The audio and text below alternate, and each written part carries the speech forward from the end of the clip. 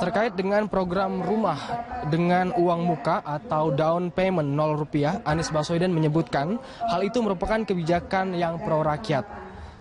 Hal itu bisa diwujudkan dengan menggunakan lahan milik Pemprov DKI Jakarta.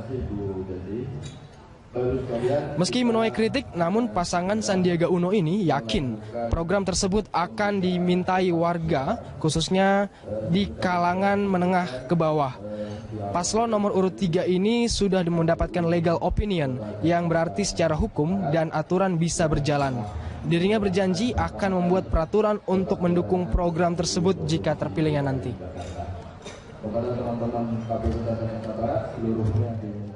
Menegaskan larangan bagi perbankan maupun pengembang properti untuk memberikan kredit kepemilikan rumah atau KPR dengan uang muka atau down payment sebesar 0%. Gubernur Bank Indonesia Agus Martowardoyo mengatakan BI telah mengatur ketentuan rasio pendanaan bank terhadap pembiayaan loan to value atau financing to value untuk penyaluran kredit kepemilikan rumah. Hal itu dilakukan untuk melindungi konsumen dan industri perbankan. Dalam peraturan BI yang dikeluarkan pada 29 Agustus 2016 lalu, Bank Sentral secara resmi mengatur ketentuan uang muka kredit perumahan minimal 15% dari harga rumah. BI juga mengatur uang muka KPR kedua menjadi 20% dan kredit rumah ketiga serta seterusnya menjadi 25%. Seperti diketahui sebelumnya, pasangan calon gubernur dan wakil gubernur DKI Jakarta Anies Baswedan dan Sandiaga Uno menggagas program KPR dengan DP 0% alias tanpa uang muka.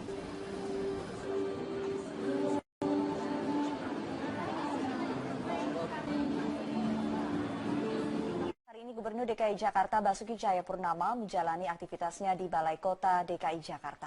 Dan informasi selengkapnya akan disampaikan Clara Alverina langsung dari Balai Kota DKI Jakarta. Clara, apa agenda Gubernur DKI Jakarta hari ini? Ya, Ani, hari ini Gubernur DKI Jakarta Basuki Cahayapurnama kembali menjalani aktivitasnya seperti biasa di Balai Kota. Tadi Ahok tiba di Balai Kota sekitar pukul 8 waktu Indonesia Barat. Seperti biasa, Ahok langsung melayani aduan warga DKI Jakarta dan tentunya juga permintaan foto. Sejak kemarin dan hari ini memang tidak ada agenda khusus dari Gubernur DKI Jakarta Basuki Cahayapurnama. Tadi pukul 9 waktu Indonesia Barat harusnya Ahok menghadiri kegiatan panen bersama sayuran hidroponik di kawasan Jakarta Pusat. Namun akhirnya agenda tersebut diwakilkan oleh Dinas Kelautan dan Pertanian, Dinas Kelautan, Pertanian, dan Ketahanan Pangan.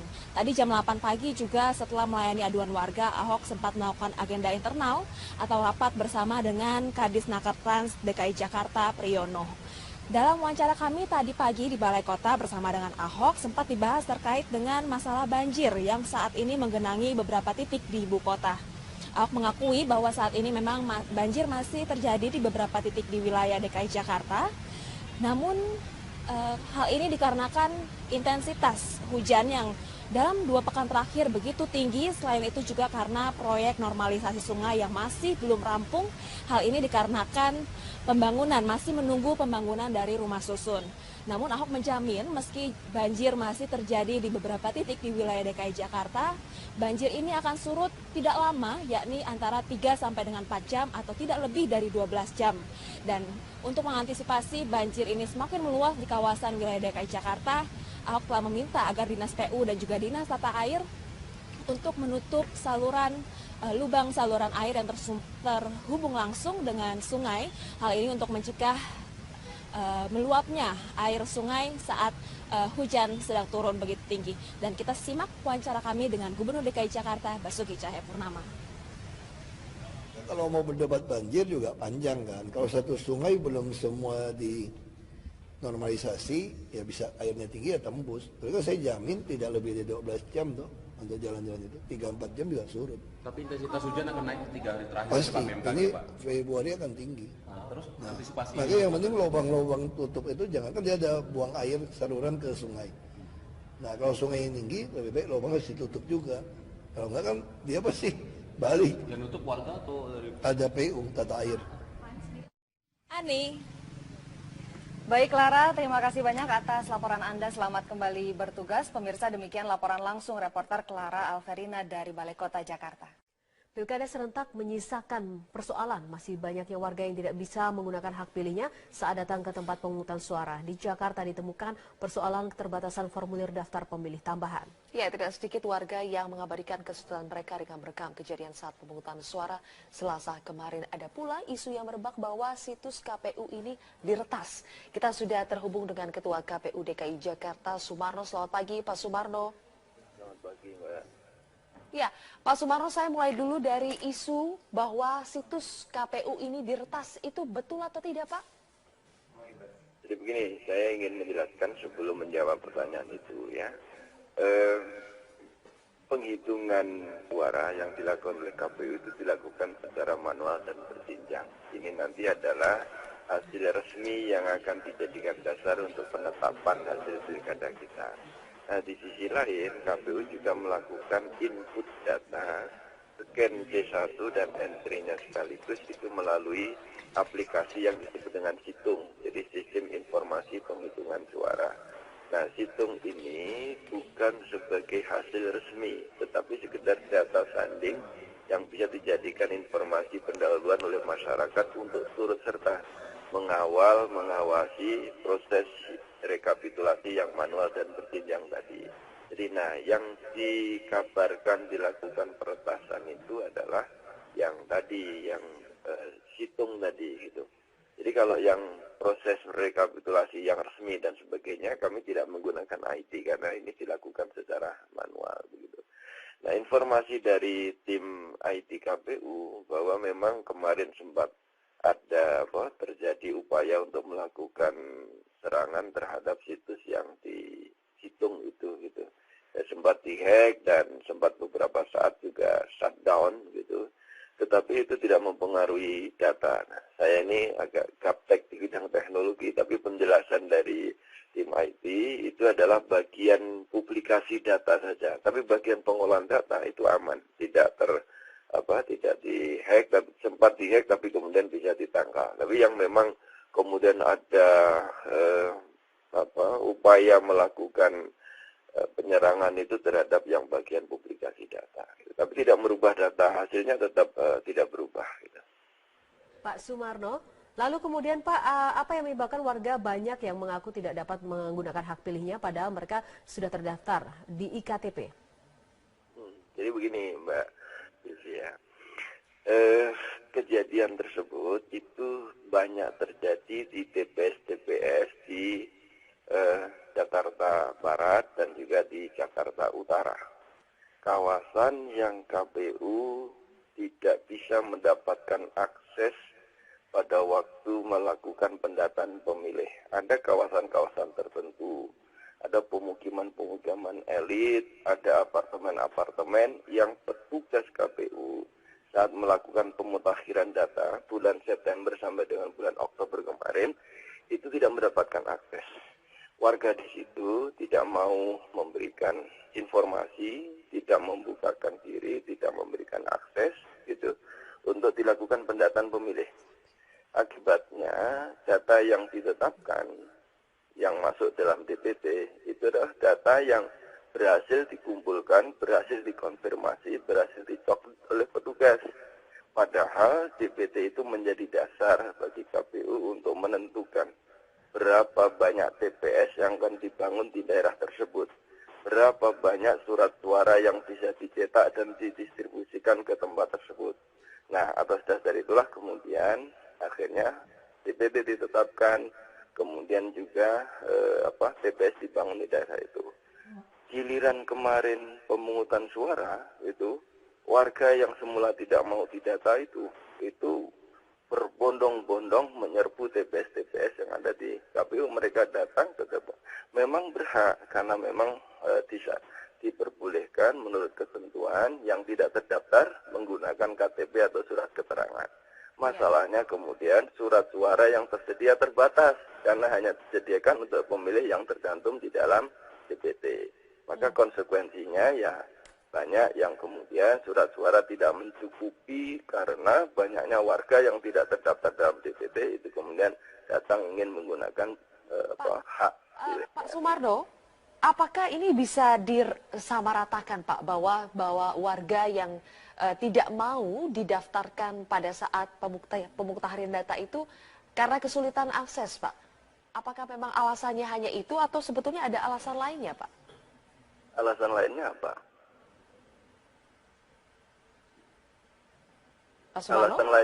Alasan lainnya menurut Mbak Silvi apa? Apakah ini hanya karena tidak bisa mendapatkan akses Pak? Iya, itu yang utama, Karena itu di Apakah tempat semuanya lain tidak bisa mendapatkan akses Pak pada saat itu? Semuanya? bukan semuanya. Di TPS-TPS lain yang para petugas mudah mendapatkan akses pendataan, itu tidak terjadi hal yang tadi dikabarkan gitu. Bahkan di sejumlah TPS surat suara masih tersisa cukup banyak. Jadi memang di satu sisi partisipasi pemilih itu meningkat, dan kemudian di sisi yang lain kemudian partisipasi pemilih dalam DPT meningkat, di sisi lain pemilih yang tidak tercantum dalam DPT itu juga cukup banyak di TPS-TPS tertentu di kawasan tertentu. Nah ini yang kemudian berakibat surat suara yang tersedia itu tidak mencukupi. Gitu. Pak, kalau misalnya pemilih yang menggunakan yang menggunakan IKTP atau surat keterangan, apakah mereka ini harus menggunakan surat tambahan yang jumlahnya 2,5% atau boleh menggunakan surat untuk DPT tapi yang masih tersisa Pak? Boleh tidak menggunakan yang masih tersisa dari DPT utama? Oh ya, boleh. Kan misalnya begini, di satu TPS itu pemilih dalam DPT misalnya 600 orang gitu. Kemudian yang datang misalnya 550. Sisa surat suara itu 50. Sementara pemilih yang tidak tercantum dalam DPT itu misalnya bisa 100. Maka kemudian yang terakomodir kan cuma 50. Sisanya 50 itu kehabisan surat suara. Nah gitu. Nah sebenarnya yang 50 itu bisa menggunakan surat suara bisa diarahkan ke TPS terdekat itu. Tapi tidak semua pemilih yang diarahkan untuk pindah ke TPS yang surat suaranya masih ada itu mau untuk pindah gitu. Jadi tapi sebagian ada yang pindah. Nah sebagian yang pindah itu bisa mendapatkan surat suara. Ini memang ada kasus-kasus. Nah memang terakhir Pak Sumarno, untuk putaran kedua ini untuk memperbaiki data-data yang masih kurang tadi, apa yang akan dilakukan oleh penyelenggara Pak?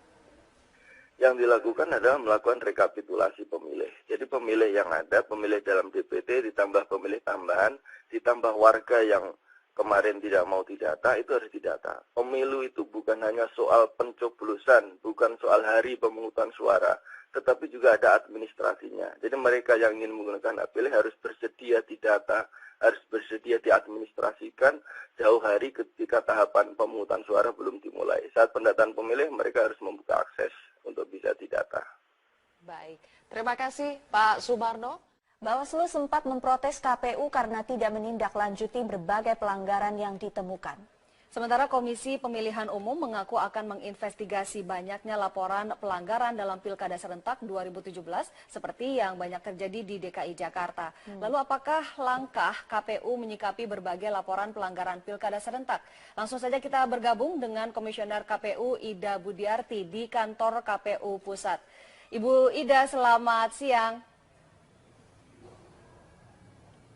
Selamat siang. Ya, Ibu Ida, di DKI Jakarta tadi sudah kami ungkapkan bahwa ada 97 kasus pelanggaran yang melibatkan DPT, logistik, dan keterlibatan penyelenggara. Bagaimana dengan daerah-daerah lain? Karena Pilkada Serentak ini kan ada di 101 daerah ya, Ibu. Bagaimana dengan daerah lain? Ya, di daerah lain kami melakukan monitoring dan berdasarkan laporan dari KPU Provinsi. Dalam catatan kami setidaknya ada 55 TPS yang dilakukan pemungutan suara ulang karena beberapa kondisi. Yang pertama adalah karena kondisi cuaca, logistik tidak bisa sampai di tempat tujuan dan kemudian dilakukan pemungutan suara susulan. Kemudian juga karena ada kesalahan prosedur dan juga karena konflik pasangan calon, kemudian berdasarkan rekomendasi dari panitia pengawas pemilihan setempat dilakukan pemungutan suara ulang. Antara lain karena faktor cuaca itu terjadi di Sangihe dan juga terjadi di Papua Barat, dan juga karena faktor sengketa pasangan calon, dan juga karena kesalahan prosedur itu terjadi di Halmahera Selatan, kemudian juga di Tangerang, di Buol, dan juga di Mapi. Ya, Ibu Ida, tadi sebelumnya kita punya informasi dari Bawaslu yang memprotes bahwa KPU belum menindaklanjuti atas laporan-laporan pelanggaran yang terjadi. Bagaimana sejauh ini KPU menindaklanjuti laporan yang sudah masuk ini, Bu? Beberapa sudah ditindaklanjuti. Di Buol sudah dilakukan pemungutan suara ulang, kemudian juga di Buleleng. Dan rekomendasi Panwas yang diterima kemarin tentu dari sisi penyelenggara membutuhkan waktu untuk mempersiapkan pemungutan suara ulang. Ya, sesuai dengan prosedur mekanisme kami harus menyampaikan surat pemberitahuan pelaksanaan pemungutan suara ulang kepada pemilih dan juga penyediaan logistik serta prasarana yang lain. Dan tentu kami sebagai penyelenggara berusaha keras bahwa dalam waktu tidak terlalu lama bisa diselesaikan seluruh rekomendasi pemungutan suara ulang agar bisa mengikuti melakukan adaptasi rekapitulasi di tingkat kecamatan yang dilaksanakan 1 hari setelah pemungutan suara sampai dengan hari ke-7, dan juga dilakukan rekapitulasi berjenjang di tingkat kabupaten serta di tingkat provinsi, yang di dalam jadwal kami semuanya akan selesai pada tanggal 27 untuk pemilihan gubernur, dan akan selesai rekapitulasi di tingkat kabupaten kota untuk pemilihan bupati wali kota pada tanggal 24 yang akan datang. Ibu Ida, apakah pemilihan ulang juga menjadi rekomendasi yang dikeluarkan KPU untuk kasus-kasus di DKI Jakarta? Nah, dari aspek kerangka hukum kita, apabila benar terjadi ketidaksesuaian prosedur di dalam pelaksanaan pemungutan atau penghitungan suara, menurut ketentuan undang-undang dapat dilakukan pemungutan suara ulang. Pemungutan suara ulang ini harus didahului dengan kegiatan verifikasi dan klarifikasi oleh panitia pengawas sesuai dengan tingkatannya. Berdasarkan verifikasi oleh panitia pengawas sesuai tingkatannya, mereka akan menerbitkan rekomendasi kepada jajaran kami untuk dilakukan pemungutan suara ulang. Berdasarkan rekomendasi itu kami akan laksanakan. Berapa lama prosesnya, Ibu Ida, mengingat untuk DKI Jakarta pilkada akan berlangsung 2 putaran?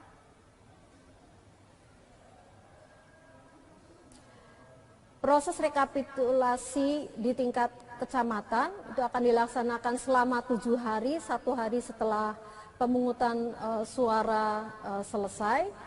Maka dari sisi tata kelola penyelenggaraan kami meminta kepada jajaran kami agar seluruh rekomendasi PSU itu bisa diselesaikan sebelum berakhirnya rekapitulasi di tingkat kecamatan, sehingga tidak mengganggu proses rekapitulasi di tingkat kabupaten kota atau juga rekapitulasi di tingkat provinsi. Untuk itu kami juga berharap kepada panitia pengawas pemilihan disesuai dengan tingkatannya untuk segera merespon segala bentuk laporan atau pengaduan, sehingga kami juga tidak kesulitan untuk menindaklanjuti. Sekali lagi harapan kami semua laporan, semua masalah itu bisa selesai sebelum rekapitulasi tingkat kecamatan berakhir. Baik, Ibu Ida, terima kasih banyak atas kebersamaannya dengan Metro TV. Selamat siang. Kunjungan wisatawan mancanegara ke Indonesia sepanjang tahun 2016 naik hingga 10,69% dibandingkan dengan tahun sebelumnya. Pemerintah menilai kenaikan kunjungan ini sejalan dengan adanya kebijakan bebas visa. Berdasarkan catatan Badan Pusat Statistik, jumlah kunjungan Wisman sepanjang tahun 2016 mencapai 11,52 juta orang. Kita lihat. Pemerintah menilai kenaikan wisatawan mancanegara ini merupakan dampak kebijakan bebas visa dan branding Wonderful Indonesia sepanjang tahun lalu. Tahun 2015 hingga 2016, kedatangan wisatawan paling banyak di Bandara Internasional seperti Ngurah Rai Bali, disusul oleh Bandara Soekarno-Hatta, Cengkareng, Banten, dan Bandara Hang Nadine, Batam. Selama tahun 2015 sampai 2016, dari bulan ke bulan menunjukkan perkembangan yang mengembirakan, cukup signifikan. Kita lihat di Bali, selama 2016 ke 2016, itu jumlah wismannya meningkat 23,67%, dari 3,9 ke 4,8. Kemudian di Jakarta atau Soekarno-Hatta itu meningkat 4,. Program pemilikan rumah yang didorong pemerintah melalui fasilitas likuiditas pembiayaan perumahan dan program 1 juta rumah menjadi salah satu solusi bagi masyarakat yang berpenghasilan rendah untuk memiliki rumah. Pengembang pun kini menawarkan harga rumah di bawah 140 juta rupiah bagi rumah bersubsidi. Kementerian Pekerjaan Umum Perumahan Rakyat mewajibkan para pengembang untuk menjual rumah bersubsidi di bawah 141 juta rupiah. Tidak hanya itu, pengembang juga diwajibkan untuk menjual rumah sesuai zona yang telah ditentukan pemerintah.